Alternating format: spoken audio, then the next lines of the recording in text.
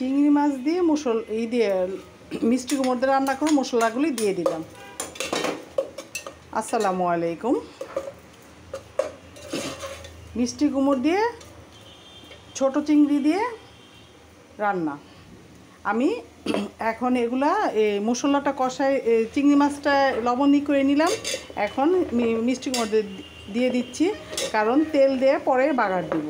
এখন এইভাবে এটা কষাবো।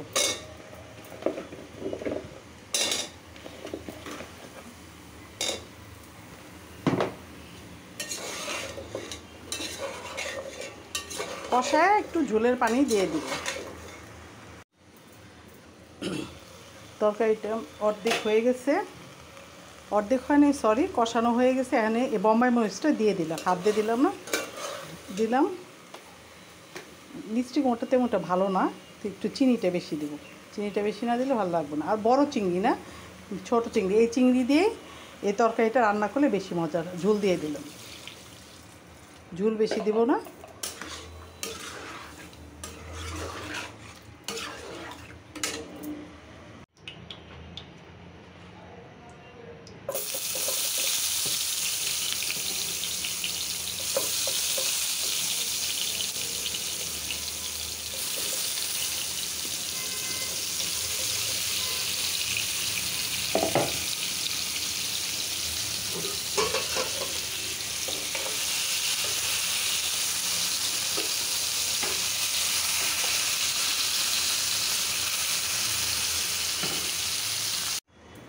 প্রচুর গরম পড়ছে, কিন্তু রান্না করে থাকাই কষ্ট। তরকারিটা অর্ধেক হয়ে গেছে, একটু পরে বাগার দিব। আপনারা আপুরা ভাইয়ের এইভাবে কি রান্না করে খান?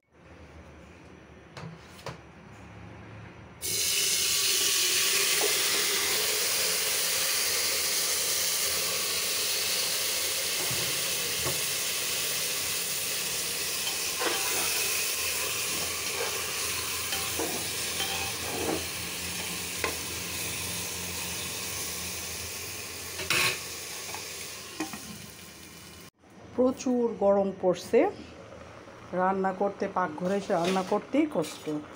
তরকারিটা কিছুটা হয়ে গেছে অর্ধেক, আর একটু হলে বাগার দিব। আপনারা অন্যভাবে রান্না যদি করেন, এইভাবে রান্না করে খেয়ে দেখবেন।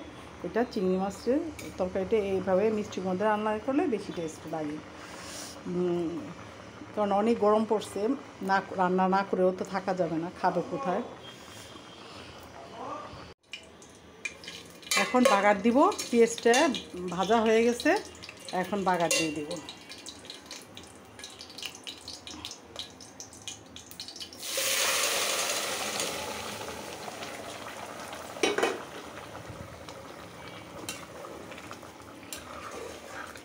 এই টেস্টটা বাগার দেওয়াতে দ্বিগুণ মজা হয়ে যাবে। আবার চিনি দিলেও মিষ্টি কুমড়ে ভালো লাগে। চিনি ছাড়া মিষ্টি কুমড়ো রান্না করতে ভালো। আমার রান্নাটা যদি ভালো লাগে, লাইক দিবেন, কমেন্টস করবেন, শেয়ার করবেন। এবং যে আপুদের পেজে আমার পেজটা যায়, সুন্দরভাবে দেখবেন এবং গঠনমূলক একটা কমেন্টস করবেন এবং লাইক দিবেন। ভালো থাকবেন। আসসালামু আলাইকুম। আমার তরকারিটা হয়ে গেছে, রান্না শেষ।